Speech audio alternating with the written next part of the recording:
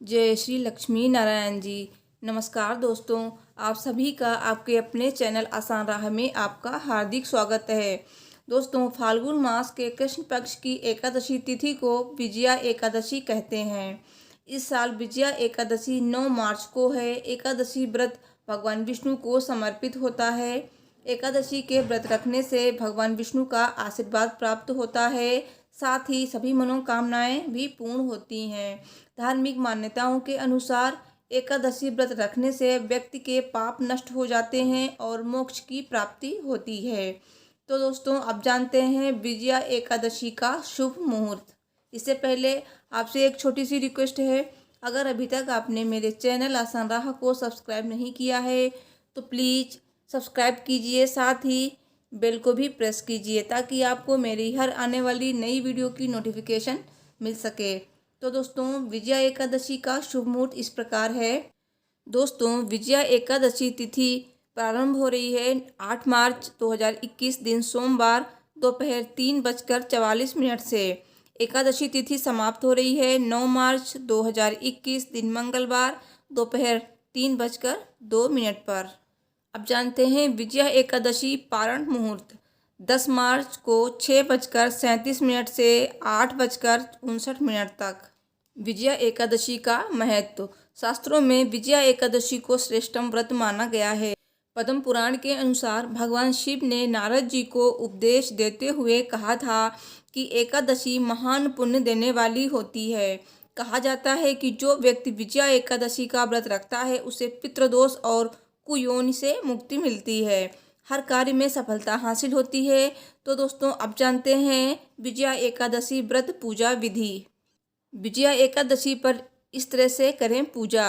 एकादशी के दिन सबसे पहले सुबह उठकर स्नान करने के बाद साफ वस्त्र धारण करके एकादशी व्रत का संकल्प लें। उसके बाद घर के मंदिर में पूजा करने से पहले एक वेदी बनाकर उस पर 7 तरह के अनाज जैसे धान, उड़द, मूंग, गेहूं, चना, जौ, चावल और बाजरा रखें।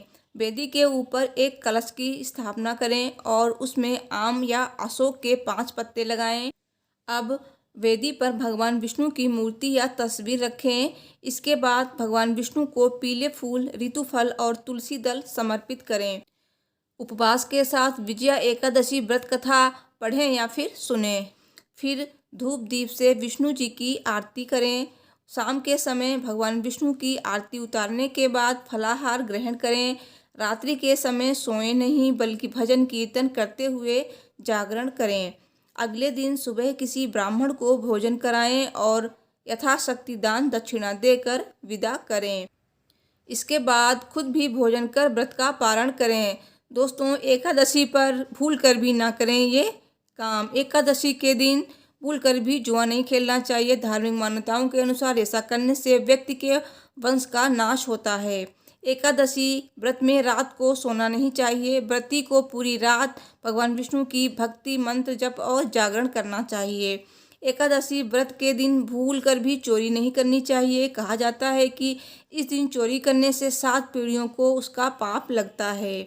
एकादशी के दिन भगवान विष्णु की कृपा पाने के लिए व्रत के दौरान खान पान और अपने व्यवहार में संयम के साथ सात्विकता भी बरतनी चाहिए।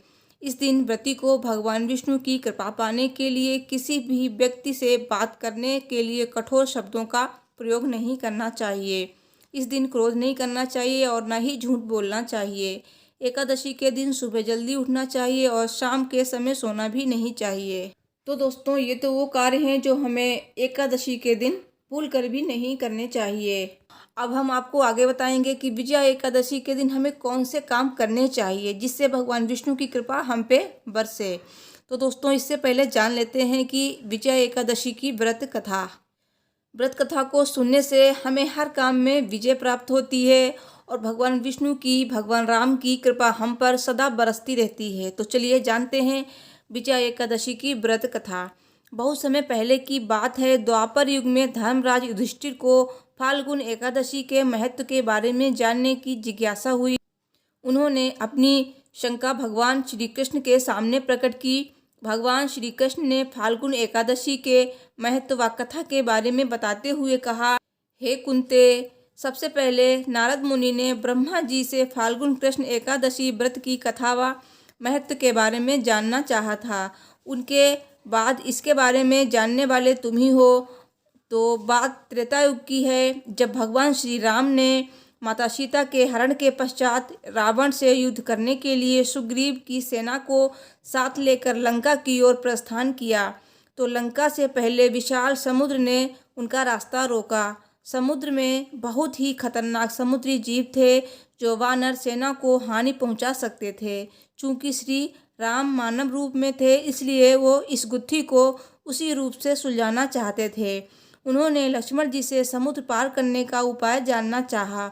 तो लक्ष्मण जी ने कहा, हे प्रभु, वैसे तो आप सर्वज्ञ हैं, फिर भी यदि आप जानना ही चाहते हैं तो मुझे भी स्वयं इसका कोई उपाय नहीं सूझ रहा है। लेकिन यहाँ से आधा योजन की दूरी पर वक्दालभ्य मुनिवर निवास करते हैं, उनके पास इसका कुछ न कुछ उपाय हमें अवश्य मिल सकता है। फिर क्या था, भगवान श्री राम उनके पास पहुँच गए, उन्हें प्रणाम किया और अपनी समस्या उनके सामने रखी।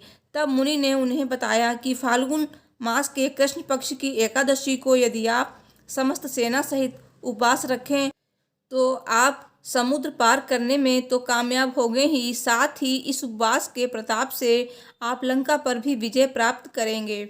समय आने पर मुनि वक्दालभ्य द्वारा बताई गई विधि अनुसार भगवान श्री राम सहित पूरी सेना ने एकादशी का व्रत उपवास रखा और राम सेतु बनाकर समुद्र को पार कर रावण को परास्त किया।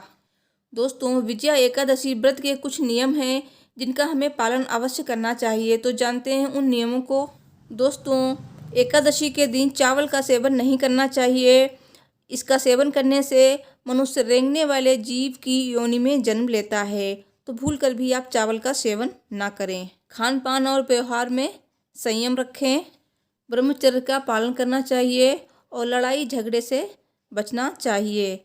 एकादशी के दिन सुबह जल्दी उठना चाहिए, क्रोध भी नहीं करना चाहिए। दोस्तों, अब जानते हैं कि एकादशी में कौन से काम करने चाहिए। तो सबसे पहले दान एकादशी के दिन अवश्य करना चाहिए। दोस्तों, अगर संभव हो तो एकादशी व्रत पर गंगा स्नान भी करना चाहिए। दोस्तों, विवाह के लिए एकादशी के दिन केसर, केला या हल्दी का दान अवश्य करना चाहिए। दोस्तों, एकादशी व्रत का लाभ। एकादशी का व्रत करने से इच्छाएं पूरी तो होती हैं, साथ ही भगवान विष्णु और माता लक्ष्मी भी प्रसन्न होते हैं। दोस्तों, प्रत्येक एकादशी का व्रत रखने से धन, मान सम्मान, अच्छी सेहत, ज्ञान, संतान, सुख, पारिवारिक सुख और मनोवांछित फल मिलते हैं। दोस्तों, एकादशी व्रत करने से हमारे पूर्वजों को स्वर्ग में जगह मिलती है। एकादशी व्रत सर्व फलों को प्राप्त करने वाला व्रत है। सारी मनोकामनाएं, सारी इच्छाएं पूर्ण होती हैं।